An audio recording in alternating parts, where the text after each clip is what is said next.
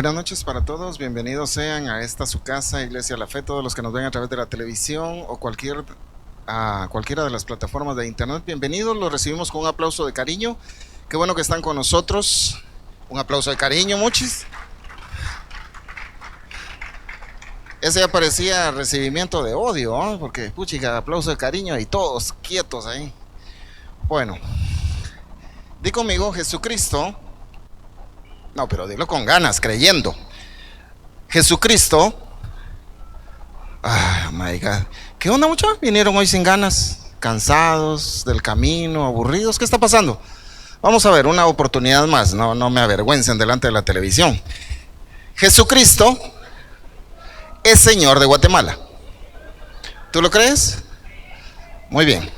Esto que acabamos de hacer es una confesión, al igual que muchas otras que hacemos en esta casa, ¿verdad? Y esto lo estoy dando a conocer para los que nos ven a través de cualquier dispositivo. Y últimamente hemos hecho una confesión que quiero invitarlos a hacer también con nosotros, porque no solamente son confesiones positivas o para darte ánimo, sino que son autorizaciones legales. ¿Son qué? Di conmigo, mi vida. Vamos un poquito más fuerte. Mi vida, tú también que estás en casa puedes decir, mi vida, mi familia y mis finanzas están en manos de Dios. Lo creo por Cristo Jesús. Muy bien.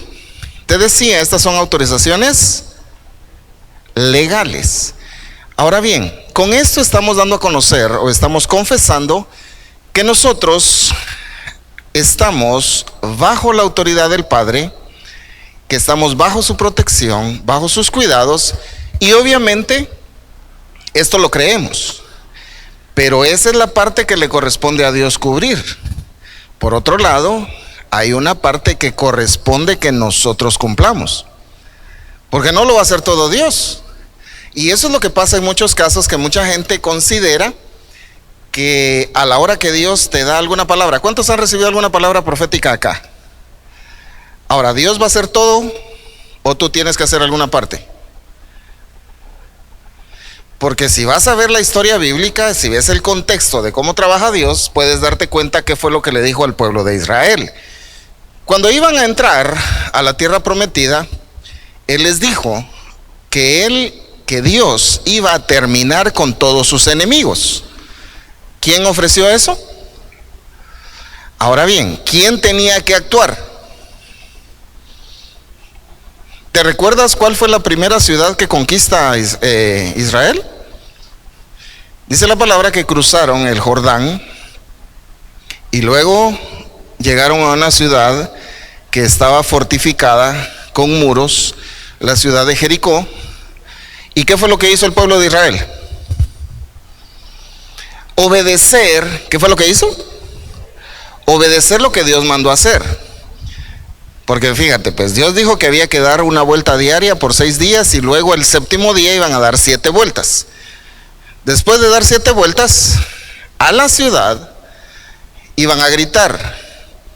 Cualquiera hubiera dicho, ¿qué va a pasar con eso? O sea, eso ya no era problema de ellos. Ellos simplemente tenían que obedecer y Dios se iba a encargar. Entonces, había una parte que Dios iba a hacer, pero también el pueblo tenía que actuar. Cuando caen las murallas de Jericó, entonces el pueblo tenía que ir y tomar las cosas de la ciudad y conquistarla. Y así con el resto de territorio. Ahora bien, cuando Dios te ha autorizado algo a ti, hay cosas que tú también tienes que hacer. Y así como hemos dicho esta confesión, dijiste ¿qué fue lo primero? ¿Mi qué? ¿Qué fue lo que acabas de confesar? Mi vida, luego ¿qué más? Mi familia, ¿y qué más? ¿Están en manos de quién? Pero ¿quién es el responsable de trabajarlo bien? Porque tú también eres responsable de tu vida. Eres responsable de tú y eres responsable de tus finanzas. No es Dios el que se va a encargar todo. No sé si te has fijado que últimamente han estado ahí muchos preocupados que nuestros niños y que no sé qué. O sea, hasta ahora les vienen a preocupar los hijos. No sé si te has dado cuenta que le ha agarrado una fiebre a la gente y ahora sí se volvieron cristianos un montón, y que sí somos pro familia y un montón de ondas así, que publicadas en el Facebook se miran bonitas, pero en la realidad se manifiestan otras cosas.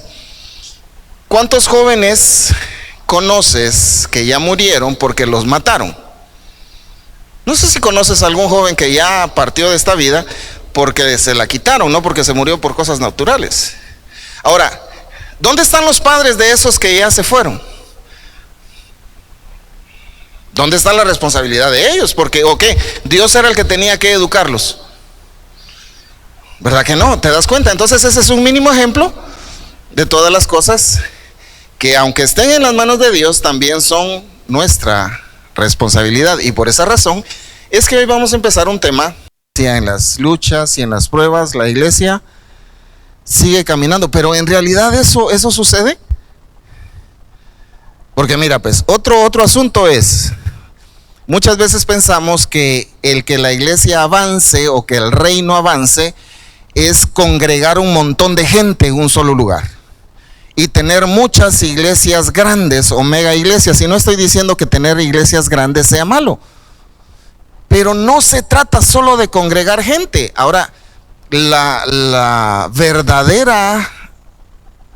verdadero sentido de tener gente congregada no es para darles cuerda, no es para darles ánimo, no es para empoderarlos, sino para prepararlos, que estos vayan y transformen su entorno. ¿Para que qué dije? ¿O qué? Va a venir el Señor y Él va a empezar a cambiar las cosas. Porque recuerda que la palabra dice que la naturaleza espera, o la creación espera, la manifestación ¿de quién? De los hijos. O sea, ¿y dónde están esos hijos? Yo creo que ya se fueron. ¿Dónde están los hijos? Entonces, ¿qué es lo que espera la creación? Que esos que se dicen hijos empiecen a actuar. Fíjate, he visto muchas personas que consideran que recibieron una palabra del Señor en cuanto a prosperidad financiera y dicen, no, pues el Señor dijo que me va a prosperar y todo, y siguen de brazos cruzados. No buscan emprender, no buscan tener ideas. Me imagino que están esperando que les empiecen a llover los quetzales, los dólares, los euros, no sé, y que les caigan así, o que les aparezca así cuando ellos abran la puerta y ya esté su costal ahí con dólares. Y, o sea, así han pensado muchos que van a suceder las cosas. Pero cuando vamos, como te digo nuevamente, a ver lo que dice la palabra en cuanto a lo que Dios hace o cómo actúa con el hombre, podemos ver a un Dios hablando con Josué, que es el sucesor de Moisés, y le dice, mira que te mando. ¿Recuerdas qué es lo que sí? Sí lo sabes. Dice, mira que te mando que te esfuerces y que seas, y luego agrega de que aparte de ser valiente, dice, no temas ni desmayes. ¿Qué quiere decir eso? Lo mismo que dijo Jesús más adelante cuando le dice a sus discípulos, en el mundo tendrán aflicción. Pero muchas veces la iglesia lo que se pone a ofrecerle al mundo es una solución mágica de todos sus problemas. Incluso dicen, venga Cristo y su vida se solucionará. Qué chilero suena, ¿verdad? Pero cuando la gente viene a Cristo, ¿qué empieza a suceder con los problemas? ¿Qué sucede con los problemas? ¿Se van? Incluso muchas veces se incrementan. ¿Y qué piensa la persona que viene huyendo de los problemas? Y encontré una salvación. Y empiezan los problemas a incrementarse. ¿Qué piensa? Me estafaron, me mintieron. Cuando alguien tiene problemas financieros, no faltará aquel estafador que te dice, venga y pacte. Y el otro desesperado, ¿qué hace? ¿Qué hace? Sale corriendo, y peor si te dice, mire, aquí tengo sobres ungidos. Llueve la gente para ir a traer su sobre ungido porque cree que con un toque de magia se le van a solucionar los problemas financieros, sin entender que ellos son los responsables, ¿los que dije? De ordenar su vida, su familia y sus finanzas. ¿Estás acá? Y de eso se trata la mayordomía, de la administración. ¿De qué se trata la mayordomía? Muy bien. Y claro, cuando se habla de mayordomía, casi siempre muchos dicen, vamos a hablar de finanzas, de prosperidad. Pues sí, claro, vamos a hablar de prosperidad, pero no solamente en el ámbito financiero. Porque recuerda que la palabra dice, en una de las cartas de Juan, yo espero que seas prosperado en todo, así como prospera tu alma. O sea, no solamente en lo material, sino también en lo espiritual y por supuesto también en lo emocional. ¿Estás acá? Entonces, esa administración, esa mayordomía, en mi pueblo a los administradores les dicen manager, pero vamos a hablar de mayordomos para entendernos bien. Y quiero que me acompañes a ver lo que dice la palabra, cómo Jesús lo enseñó o lo dio a conocer a través de uno de sus tantos ejemplos en el Evangelio según Lucas capítulo 16. Leo la versión 60 del verso 1 en adelante y dice: dijo también a sus discípulos, había un hombre rico que tenía un mayordomo, y este fue acusado ante él como disipador de sus bienes. Entonces le llamó y le dijo, ¿qué es esto que oigo acerca de ti? Da cuenta de tu mayordomía, porque ya no podrás más ser mayordomo. Verso 8. Y alabó el amo al mayordomo malo por haber hecho sagazmente, porque los hijos de este siglo son más sagaces en el trato con sus semejantes que los hijos de luz. Voy a hacer una pausa porque te quiero aclarar algo aquí antes de seguir. La palabra de donde se tradujo mayordomo es la palabra griega ikonomos. Vamos a ver. No, dice ikonomos, perdón, porque lleva el acento en la O. Ikonomos. Y esa palabra la traducimos como ecónomo en español. Y es lo mismo que un administrador, un supervisor, un distribuidor de la casa. Y la palabra ecónomo, como te decía, casi siempre lo relacionamos con finanzas, con billete, con varo, con pisto, con dinero, con efectivo, ¿verdad? Con money, con lana. Con eso lo asociamos, pero el ecónomo no solamente ve finanzas, sino lo ve todo. ¿Lo ve qué dije? Muy bien. Entonces ya con este entendimiento sigamos leyendo. Lucas, siempre el capítulo 16, versos del 9 en adelante, leo la Nueva Traducción Viviente ahora y dice, aquí está la lección. 2 puntos, dice. Mírame acá. Antes de seguir leyendo, en los versos anteriores, Jesús hace la narración de que este administrador o este mayordomo fue malo porque empezó a hacer perder a su amo. Entonces su amo, al darse cuenta de eso, como te decía, cuando el dueño de una finca ve que le está yendo mal con ese administrador, lo que hace que es cortarlo, eliminarlo, despedirlo y contratar a otro. Entonces viene el dueño o el amo de este mayordomo y le dice que entregue cuentas de su administración porque ya no podrá administrar. Entonces este administrador empieza a hacer negocios con las deudas que tenían los clientes de la finca, por decirlo así, o de este amo. Pero con lo que estaba haciendo negocio no era con las cosas de él, sino era con las cosas de su amo. Y mira cómo es el asunto. Llegaba uno y le decía, mira, ¿cuánto le debes tú al amo? Yo le debo 100. Ah, bueno, vamos a bajar esa deuda y ahora vas a deber 60. ¿Cómo crees que se sentía el que debía? Aquí se me están durmiendo. ¿Cómo crees que se sentía el que debía cuando le dicen debes 100 y ahora vas a deber 60? ¿Cómo se siente? Feliz. ¿Qué más? ¿Cómo? Exacto, se siente agradecido. Y en tercer lugar, ¿se siente qué? Está feliz primero, luego se siente agradecido y en tercer lugar se siente comprometido. ¿Por qué? Por la rebaja que le han hecho.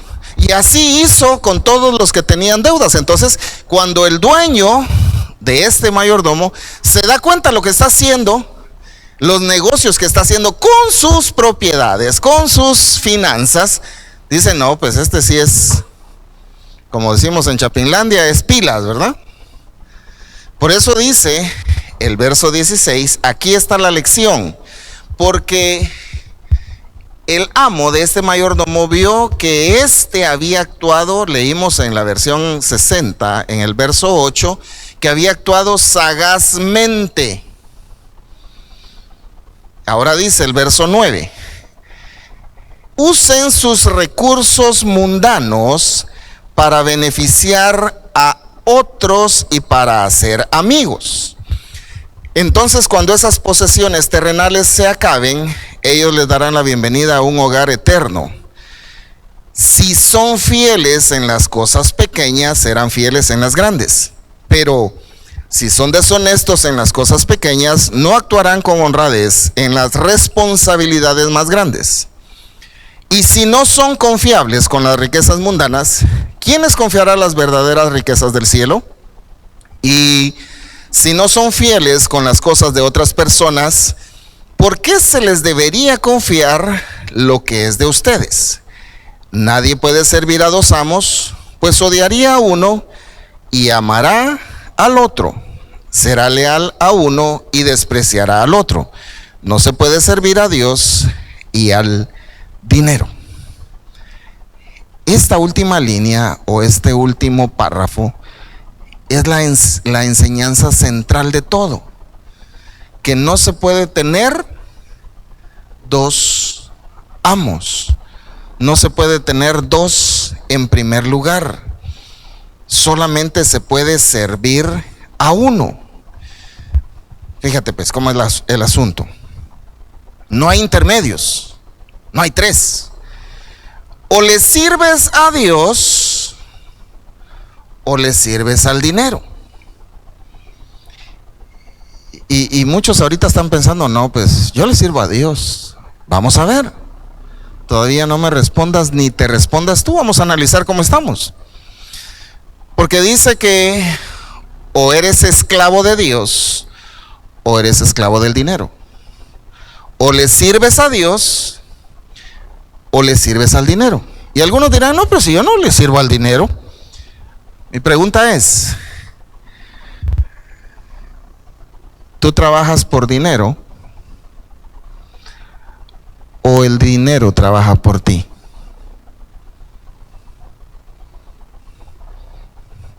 Eso te lo dejo como pregunta. Y ahora, ¿por qué estamos hablando de dinero si dijimos que administrar o ser mayordomo no es simplemente de finanzas? Ah, simple, porque recuerdas que Jesús dijo, donde está tu, vamos, yo sé que sabes de Biblia, ¿cómo dice? Donde está tu tesoro, ahí está tu corazón. Ahora, dicho de otra manera, donde está lo que vale más para ti, ahí están tus pensamientos.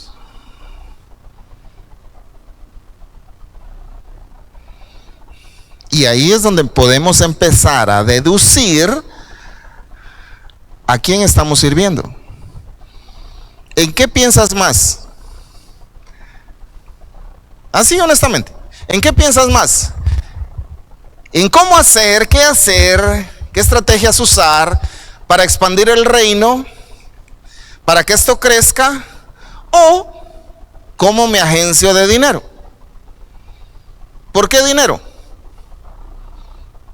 Y a lo mejor la gente no piensa en dinero, pero ¿En qué piensa? Me gustaría tener unos zapatos de estos, o ya necesito zapatos, o necesito ropa, necesito comida, necesito pagar la casa, necesito pagar el auto, necesito pagar deudas. ¿Y con qué se paga? Entonces dice, o sea, tú dirás, no, pero si yo no ando pensando en el dinero. Mira cómo es el asunto. Dice la palabra, herencia del Señor son los hijos. ¿Cómo dice la palabra, dije? Entonces, ¿de quién son los hijos que tú tienes? Ahorita algunos papás se quedaron pensando, no, pero en serio, ¿de quién son los hijos que tienes? ¿Eso me lo dijiste de palabra o estás consciente de lo que estás diciendo? Porque aquí viene la pregunta que a nadie le gusta que le haga. Si se te muere un hijo, ¿qué haces? Decirle gracias, Señor, porque te llevaste lo que era tuyo, o empezar a reclamar, ¿pero qué te lo llevaste? ¿Qué? ¿Aló? ¿Estás acá? ¿De quién son los hijos? Entonces, ¿por qué te los aferras? Gloria a Dios por ese silencio. Y mira, ¿por qué empecé con los hijos? Porque fíjate, pues, muchos padres, tal vez con la idea de que sus hijos mejoren, de que no padezcan lo que ellos padecieron, que no sufran lo que ellos sufrieron, que tengan lo que ellos no tuvieron, les empiezan a meter en la mente a sus hijos que estudien. Oye bien esto, suena bien.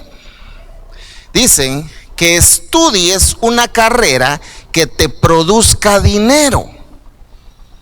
¿Qué le están metiendo ya en la mente al niño, al joven? ¿Qué le están metiendo en la mente? Que su interés tiene que ser ¿cuál? Entonces, ¿dónde quedan los sueños, el talento, la vocación y los deseos que tiene ese joven, ese niño? Entonces, con esa idea, fíjate cómo es el asunto, con esa idea de hacer dinero, entonces viene el joven y dice, entonces, ¿qué carrera da más dinero? Y empiezan a decir, pues tal vez de médico, de abogado, y empiezan a ver todas las opciones. Y luego vienen los padres y dicen, estudia duro, mijo, saca buenos punteos para que consigas ayúdame, yo sé que sabes qué dicen los papás, para que consigas un buen trabajo, para terminar de cortarle las alas a los hijos. Ahora, la gente va a trabajar. De repente tú has visto en alguna parte del universo esto que voy a decir. Gente que en su trabajo está cansada, aburrida, frustrada, porque está haciendo algo que no le gusta, pero lo tiene que hacer porque necesita ¿qué? ¿Qué necesita? Dinero. Y entonces vemos frases o escuchamos frases que dicen, otra vez es lunes, los lunes ni las gallinas ponen. Y cuando llega el viernes, ¿verdad? Es viernes y el cuerpo lo sabe. Dice. ¿Aló?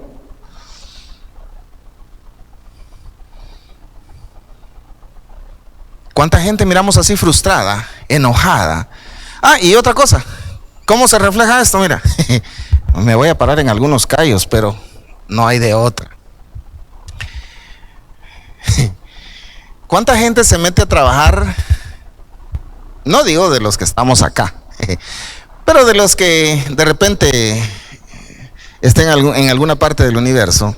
¿Cuánta gente se pone a trabajar como maestros, como enfermeras, médicos, como secretarias? O sea, profesiones en las que tienen que relacionarse con personas, en las que tienen que atender personas. Y cuando tú llegas a una oficina de alguna entidad pública, iba a decir nombres, pero se van a ofender, de alguna entidad pública, ¿cómo te reciben los que están en la recepción? Las secretarias, ¿cómo te atienden? ¿Cómo te atienden honestamente? Te dicen buenos días, buenas tardes, ¿en qué le puedo servir? Pase adelante, quiere una tacita de café, un vasito de agua. Si bien te va, te levantan la vista, como quien dice, ¿qué? ¿Qué quiere? Y entonces tú tienes que llegar, fíjate, a ti te están atendiendo, pero a ellos les están pagando para que te atiendan. Entonces, ¿cómo te tendrían que atender? Esto va para todos los que trabajan con gente. ¿Cómo tendrías que atender a la gente cuando te pagan por atender gente? ¿Cómo los tendrías que atender? Con toda la amabilidad. ¿Eso cómo lo puedes ver? Lo puedes ver en aquellos negocios donde sí han enseñado bien a sus trabajadores, y el trabajador, por ejemplo, donde te venden artículos para casa. Tú quieres comprar una tele, pase adelante, mire, tenemos esto, tenemos aquello, quiere un vasito de agua, mire. ¿Cómo te atienden ahí? ¿Por qué? Si el vendedor entiende eso, porque él quiere hacer una venta. Me estoy dando a entender. Pero imagínate, al niño le dijeron que piense una carrera que le genere dinero, entonces dice, no, pues voy a ser médico. ¿Cómo va a atender ese médico a los pacientes? Por esa razón es que cuando están estudiando, ¿cuál es su idea? ¿Cuál es su idea? De verdad, ¿cuál es la idea de los estudiantes cuando están en la escuela, o en el instituto, en el colegio, en la universidad? ¿Cuál es la idea? Ganar, graduarse. Entonces, no importa, fíjate bien, no importa cómo ganen, porque lo que a ellos les interesa, ¿qué es? Es ganar, no es prepararse. Entonces, ¿cómo ganan? Yo sé que aquí tengo maestros, ¿cómo ganan? ¿Has encontrado a tus alumnos sacando chivos? Copiándose, sacando el libro, haciendo trampa. ¿Haciéndole trampa a quién? A ellos mismos, porque ¿a quién están engañando? Ellos creen que están engañando al maestro. Ay, no me vio que estoy copiando. Pero ¿a quién están engañando? Porque él no sabe nada, no tiene el conocimiento. Lo único que quiere son los puntos para poderse graduar. Pero ¿qué conocimiento tiene? Entonces, ¿cómo va a atender él a la gente que va a ir a atender? ¿Aló? Entonces imagina, si como padres nosotros entendiéramos que nuestra responsabilidad como mayordomos es la vida de nuestros hijos. Hay una parte bien interesante de la palabra. Bueno, todo es interesante, pero siempre me ha llamado la atención cuando compara a los hijos y a los padres, a los hijos como flechas y al padre como un tirador de flechas. Dice que los hijos son como saetas, tradujo la Reina Valera, como flechas en las manos del tirador o en las manos del valiente. ¿Qué quiere decir eso? ¿De quién depende hasta dónde van a llegar los hijos? ¿De quién depende? De los padres. Porque si, imagínate, si quieres averígualo o haz la prueba. Yo te lo digo porque sí lo comprobé.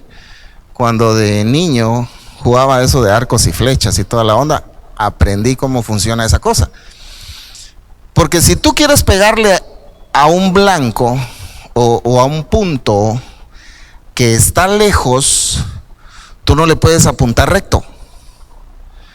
Tú tienes que apuntar alto. ¿Tienes que qué dije? Porque la flecha tiene que levantarse para alcanzar más lugar, más espacio, para avanzar más. Entonces, cuanto menos levantas el arco con la flecha, más cerca va a caer. Y eso es lo que muchos padres han hecho con sus hijos. ¿Estás acá? Ahora bien, ¿toda la culpa lo tienen estos padres? No, porque tal vez su idea es que mis hijos estén mejor. Pero el detalle ha sido, mis amigos, que hemos querido hacer las cosas por nuestra cuenta. Y alguien me dirá, pero es que no hay una escuela para padres, no hay un manual para padres. Mentira, sí lo hay. Sí hay un manual para padres. ¿Cuántos tienen Biblia? ¿Has leído el libro de los Proverbios? ¿Cuántos consejos para hijos hay ahí? Entonces, ¿hay un manual para padres? Por supuesto que sí.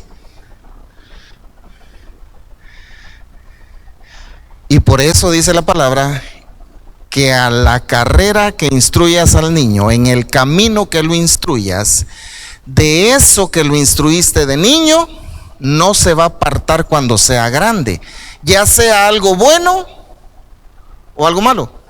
Porque ahí simplemente dice, instruye al niño en su camino, y aun cuando fuere viejo, no se apartará de él. ¿De quién depende qué camino lo voy a instruir entonces? ¿Estás acá? Tuve la mala experiencia de tener que interactuar con un catedrático en una de las escuelas que he trabajado. Y digo mala experiencia por la forma de pensar de esta persona. Fíjate que a pesar de que se supone que es una persona religiosa, de muchos años de experiencia dentro de la educación, tiene una mentalidad demasiado estrecha, en la que les enseña, oye lo que les enseña a sus estudiantes, les dice que en este país solamente se puede prosperar si se vuelven delincuentes, o si se van a Estados Unidos, o si se vuelven narcos. ¿Cómo la ves? Y entonces cuando los chicos vienen y me preguntan, mire, ¿y es cierto eso que nos dijo don fulano? Y les dije yo, no, pues de plano está en el país equivocado, porque Guatemala es uno de los países más bendecidos por Dios. Les voy a dar otra oportunidad. Dije, Guatemala es uno de los países más bendecidos por Dios. Estamos en una tierra bendita. Pero repito lo que he dicho en otras ocasiones, lo que nos ha perjudicado es la mentalidad de pobreza con la que hemos vivido o que hemos aceptado. Porque nos dicen, ay, allá están regalando tal cosa. Y aunque no tenga necesidad, ¿qué hace la gente? Sale corriendo porque allá están, ¿qué? ¿Aló? En tiempo de votaciones y de elecciones, repito, Jesucristo es el Señor de Guatemala. En tiempo de votaciones, ¿por qué logran hacer su festín muchos políticos corruptos? Porque andan regalándoles cosas a los votantes, aunque estos no tengan necesidad.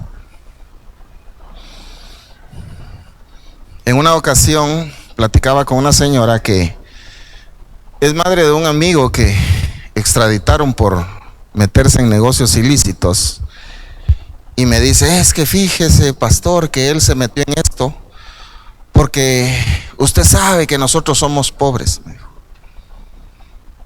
Entonces dije, no, pues por ser pobre no hay necesidad de meterse en esto. Lo que hay necesidad es de ¿qué? ¿Es de qué? Cambiar tu manera de pensar. Vamos a decir algo, porque a veces se nos olvida, que ya hemos aprendido en esta casa. Di conmigo, si cambia, vamos a decirlo con fuerza, si cambia mi manera de pensar, va a cambiar mi manera de hablar. Y entonces cambiará mi forma de vivir. Porque así como piensas, así hablas, y lo que hablas son autorizaciones legales que te pueden abrir o cerrar puertas. ¿Que te pueden qué dije? Y date cuenta lo que leímos. Dice la palabra,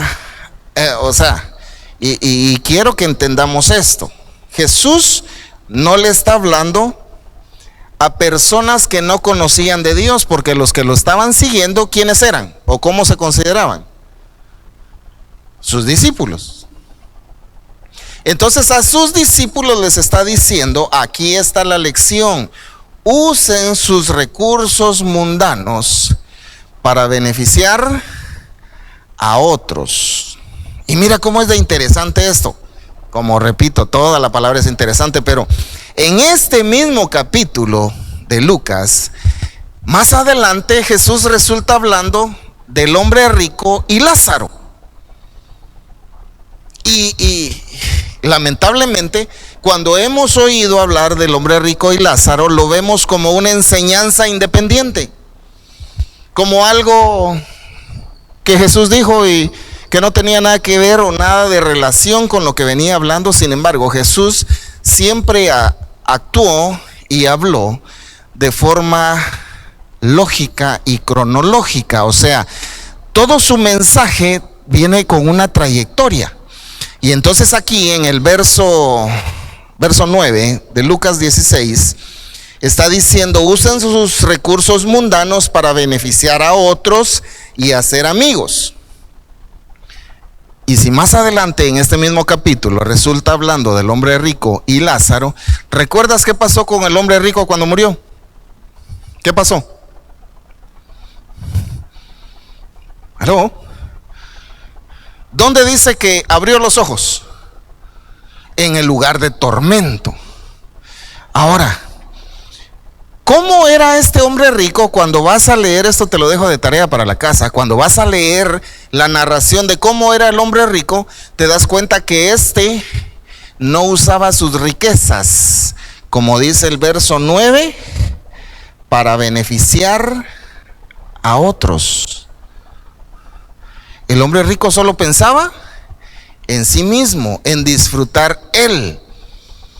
Porque dice la palabra que Lázaro era un pobre, el de esa historia por lo menos, era un hombre pobre, tan pobre, imagina qué nivel de pobreza, que esperaba comerse lo que desperdiciaba el rico. Y dice que eso ansiaba, que eso deseaba.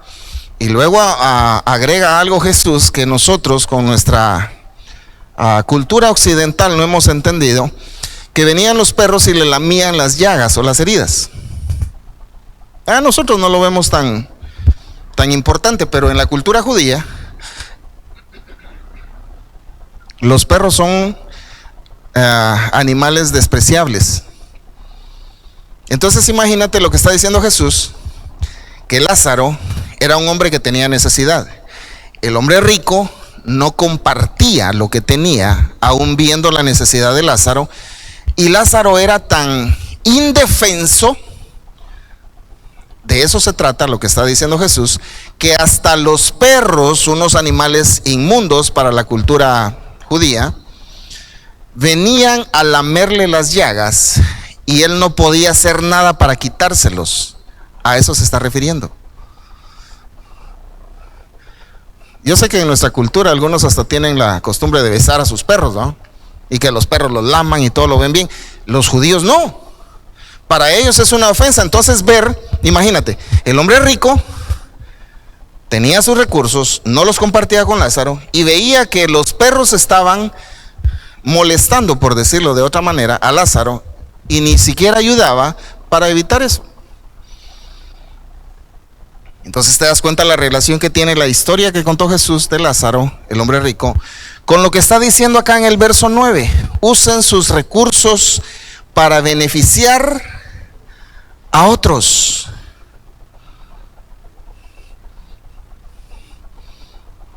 Ahora te pregunto yo, como iglesia, ¿qué se supone que tendríamos que hacer? Porque aquí hay un error colectivo, si se le puede llamar así, que ha tenido la iglesia cristiana o la iglesia evangélica, siendo específicos, que se ha puesto a pensar y a creer que no necesitamos hacer obras. ¿Por qué? Porque la salvación no es por obras, pastor, entonces no hay que hacer. No, ahí estás entendiendo mal. Porque claro, no puedes hacer obras para obtener la salvación. Pero por haber obtenido la salvación, en consecuencia tendríamos que estar haciendo buenas obras. Aunque no digas amén. Dije que en consecuencia, por ser salvos, por ser hijos de Dios, tendríamos que estar haciendo buenas obras. Ahora, ¿cuántos son hijos de Dios? No muy convencidos. Vamos a ver, ¿cuántos son hijos de Dios? ¿Cómo es Dios? Bueno, vamos a empezar. O sea, si eres hijo de Dios, quiere decir que Dios es tu papá. Bueno. Si eres hijo de Dios, se supone que tu papá es Dios, ¿sí o no? Bye. Entonces, ¿cómo es tu papá? Ya me dijeron por acá, es amor. ¿Qué más? Es bueno. ¿Qué más? Es bondadoso. ¿Qué más? Es generoso. ¿Y tú? ¿Aló? Cuando vemos una necesidad, ¿qué hacemos? ¿No la misma palabra dice que cuando tengamos la oportunidad de apoyar a alguien, tenemos con qué hacerlo? No simplemente le digamos que Dios te bendiga, Dios te proveerá, cuando nosotros le podemos ayudar.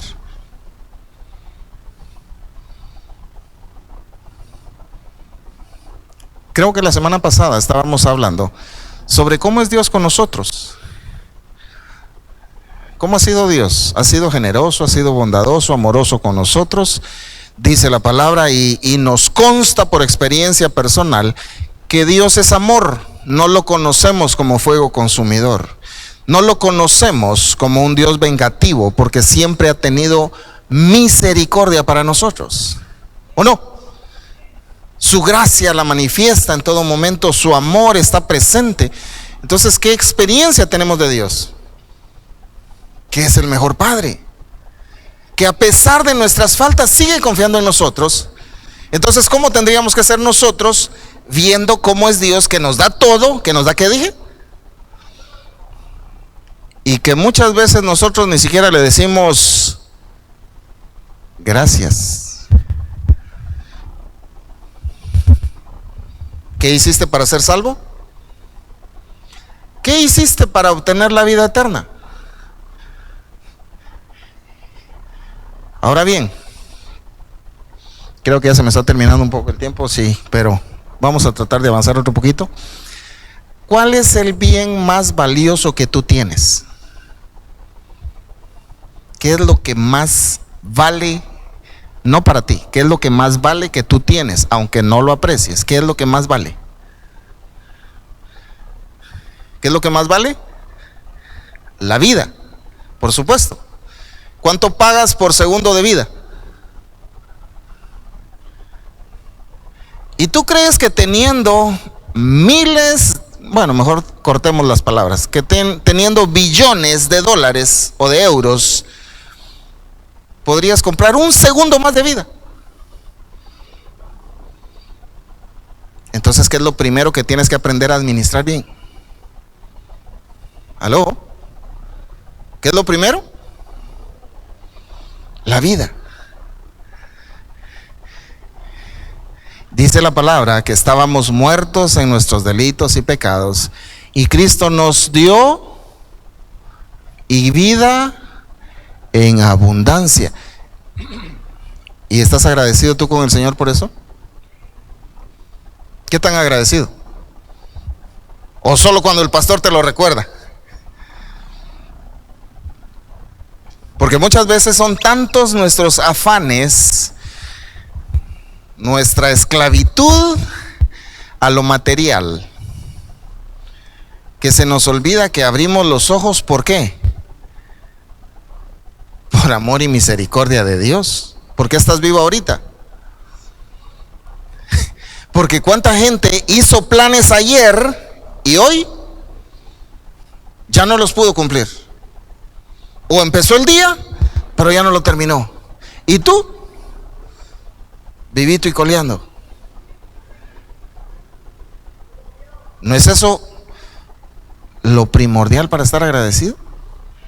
Simplemente por estar vivo. No digamos por todo lo que falta que veamos. Ahora bien, ¿qué es lo que tú tienes realmente de la vida que se supone que es lo más valioso? Y con esto quiero que te vayas a tu casa, y tú que me estás viendo, que te quedes analizando para que reflexionemos y empecemos a cambiar esa forma de entender las cosas. ¿Qué es lo que tienes? ¿Lo que ya te pasó o lo que te va a venir? ¿Qué es lo que tienes? Corre y va de nuevo. ¿Qué es lo que tienes? ¿Lo que ya te pasó o lo que está por venir? ¿Qué es lo que tienes?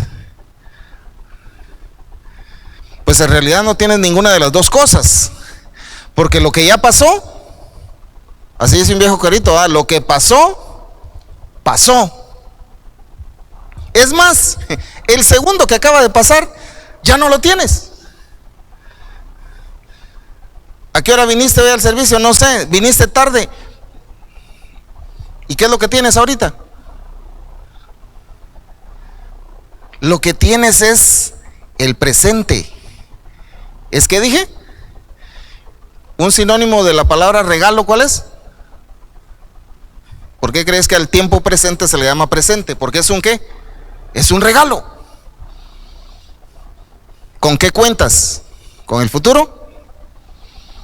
La verdad no sabemos si el otro año, el otro mes, la otra semana, la siguiente hora, el próximo minuto o los siguientes segundos vamos a estar vivos. ¿Ya agradeciste por lo que tienes hoy, ahorita? ¿Y cuántas veces eso que tenemos más valioso es lo que más desperdiciamos? ¿No te has dado cuenta de eso? Otro ratito en las redes sociales. ¿Es pecado que lo hagas? No. Pero ¿qué beneficio te está trayendo al final de cuentas? O sea, ¿estás aprovechando o estás desperdiciando tu vida? ¿Estás acá? Por eso te digo, con el bien más valioso que tienes, ¿qué estás haciendo? ¿Estás empezando por ser agradecido? Si no, pues por ahí tenemos que empezar. Y pues obviamente por razones de tiempo no podemos continuar, pero te esperamos aquí la siguiente semana. Y quiero darle la oportunidad a todos aquellos que nos ven a través de la televisión y las diferentes plataformas de internet, si quieres abrirle la puerta a Cristo para que entre y tú ser parte de Él, que cierres tus ojos y nos acompañes con una oración que vamos a hacer acá. Di conmigo: Padre Dios, te doy gracias por tu palabra, gracias por lo que he aprendido y gracias porque estás dispuesto a amarme. Hoy abro la puerta de mi corazón, entra en él y reina en mí. Quiero ser parte de ti y gracias porque mi nombre está en el libro de la vida. Lo creo por Cristo Jesús. Amén. Amén. Qué bueno que estuviste con nosotros. Siempre te esperamos. Esta es Iglesia La Fe, tu casa. Sigue siendo el bendito del Padre.